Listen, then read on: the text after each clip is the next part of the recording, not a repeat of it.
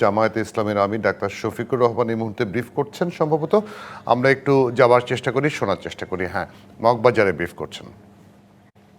পক্ষে হা ভোট বেশি পড়েছে, এই জন্য আমরা দেশবাসীকে আন্তরিক মোবারকবাদ জানাই। যদিও অফিসিয়ালি এটা ডিক্লেয়ার করা হয় নাই, শেষ পর্যন্ত কি হয় সেটা আমরা দেখার অপেক্ষায় আছি। আর সরকার গঠনের জন্য যে নির্বাচন হয়েছে সেখানে মূল প্রতিদ্বন্দ্বিতা ছিল মূলত দুইটা জোটের মাঝেই বলতে হবে। আমরা অংশগ্রহণ করেছি। নির্বাচনের প্রক্রিয়া যখন শুরু হয়েছে তখন থেকে শুরু করে আমরা আমাদের কার্যক্রম চালিয়েছি। আমাদের যারা প্রতিদ্বন্দ্বী ছিলেন তারা তাদের কার্যক্রম চালিয়েছে। স্বাভাবিক একটা নির্বাচন যখন হবে সবাই জিতবে না, কেউ জিতবে কেউ হারবে, এটাই গণতন্ত্রের সৌন্দর্য। আমাদের দেশে কিছু সংস্কৃতি আছে, আমরা এই সংস্কৃতিকে পাল্টানোর পক্ষে। তবে আমাদের কিছু অবজারভেশন আছে, সেই অবজারভেশনগুলো আমরা জাতির সামনে তুলে ধরার পক্ষে, যাতে ভবিষ্যতে একই অন্যায়ের বা সীমালঙ্ঘনের পুনরাবৃত্তি না ঘটে। বেশ কিছু ঘটনা ঘটেছে, আমরা এগুলা কম্পাইল করছি। আমরা আমাদের পরিসরে আবার বসবো। আজকে তো এই পরিসরে আমাদের বিস্তারিত আলোচনার সুযোগ ছিল না, কারণ এখন পর্যন্ত বেশ কিছু আসনে আমাদের জানা মতো আমরা এগিয়ে আছি এবং গণনাও কমপ্লিট। কিন্তু স্থানীয়ভাবে যারা রিটার্নিং অফিসার আছেন তারা ঘোষণা দিচ্ছেন না, ঝুলিয়ে রেখেছেন। তা আমরা বুঝতে পারছি না এটা কেন। মাঝখানে আবার ওয়েবসাইটে হঠাৎ করে দেখা গেল যে কে কতটা আসন পেয়েছে সেইটা দেওয়া হলো, মাঝখান থেকে উদাও হয়ে গেল, আবার নাই। আমাদের লোকদেরকে বসিয়ে রাখা হলো দীর্ঘ সময়। এই একটু আগে ওনারা একদম প্রথম পর্যায়ে 10টা-12টা কেন্দ্রের যে ফলাফল সেগুলা ঘোষণা করা শুরু করেছে, সেটা আবার বেসরকারি।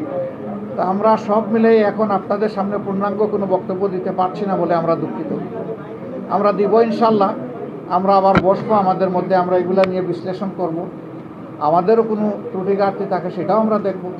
আবার যদি সামগ্রিক কোনো বড় ত্রুটি ঘাটতি হয় তাকে সেটাও আমরা আনবো। আমরা আগেই বলেছি ছোটোখাটো কোনো বিষয় নিয়ে আমরা টানাটানি করব না এবং পুরানা রাজনীতির সংস্কৃতিতে আমরা ফিরে যেতে চাই না। আমরা ইতিবাচক ধারার রাজনীতি করতে চাই। রাজনীতি যদি দেশের মানুষের জন্য হয় তাহলে যারা রাজনীতি করবেন তাদেরকে এই কথা মেনে নিতে হবে যে পাশ করার গ্যারান্টি নিয়ে কোনো নির্বাচন হয় না, কোনো রাজনীতি হয় না।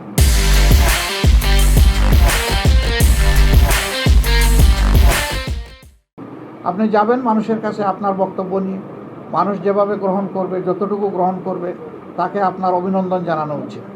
আমরা দেশবাসীকে যতটুকুই তারা আমাদেরকে সহযোগিতা করেছেন এর জন্য আমরা গভীর কৃতজ্ঞতা এবং অভিনন্দন জানাই। আর আমরা আশা করছি যে খুব দ্রুতই সরকার তার অফিসিয়াল রেজাল্ট পাবলিশ করার সাথে সাথে আমরা আবার আপনাদেরকে কষ্ট দেব। তখন আমরা আমাদের চূড়ান্ত দৃষ্টিভঙ্গি জাতিকেও জানিয়ে দেব, আপনাদেরকেও জানিয়ে দেব। তবে আপনারা আশ্বস্ত থাকতে পারেন যে আমাদের দৃষ্টিভঙ্গি হবে ইতিবাচক ধারার রাজনীতি, কল্যাণ ধারার রাজনীতি, মানুষের জন্য রাজনীতি, দলের জন্য রাজনীতি নয়। আমরা বিরোধিতার জন্য বিরোধিতা, ওই রাজনীতি আমরা করব না। আমরা কোরআনের একটা মূলনীতি আছে, তাওয়ানু আলাল বিররি ওয়াত তাকওয়া ওয়ালা তাওয়ানু আলাল ইসমি ওয়াল উদওয়ান, যে তোমরা ভালো কাজে সহযোগিতা করো, আর কাজটা যদি মন্দ হয়, অকল্যাণকর হয়, তাহলে তোমরা তার বিরোধিতা করো অথবা তোমরা সহযোগিতা থেকে বিরত থাকো। আমাদের মূলনীতি মূলত ওটাই হবে, ভালো কাজে সহযোগিতা থাকবে, মন্দ কাজ যেটা সেটা স্বাভাবিকভাবেই জনগণের অধিকার রক্ষার জন্য আমাদেরকে কথা বলতে হবে। আর আমরা আশা করছি যে বিস্তারিত খুঁটিনাটি বিষয়গুলো আমরা কালকের মধ্যে বা পরশু দিনের মধ্যে হয়তো বা পেয়ে যাব। এ সময়ের ভিতরে সরকারও নির্বাচন কমিশন আশ্বস্ত করেছে যে তারা 13 তারিখের ভিতরে রেজাল্ট দিবেন। আমরা সেটা দেখার অপেক্ষায় আছি, তারা দেন কিনা। যদি দিয়ে থাকেন ভালো, না দিয়ে থাকলে আমরা সঙ্গত সীমা পর্যন্ত অপেক্ষা করব। কিন্তু এই যে কিছু আসনে ইঁদুর বিড়াল খেলা, এমনকি ঢাকা 8 আসন এখনও ঝুলে থাকবে কেন, সেখানে কি হচ্ছে এটা আপনারা সাংবাদিকরা জানেন। এই বিষয়গুলো কিন্তু সুস্থ ধারার রাজনীতির পরিচয় বহন করে না, এগুলো অসুস্থ ধারার রাজনীতি। তো সেই বিষয়গুলো আমরা বিবেচনায় নিব, জাতিকে আমরা যতটুকু জানানো দরকার মনে করব জানাবো, যাতে ভবিষ্যতে একই মন্দ কাজের চর্চা অথবা ধারাবাহিকতা না থাকে। আপনাদেরকে ধন্যবাদ সবাইকে, কষ্ট করে আপনারা এসেছেন।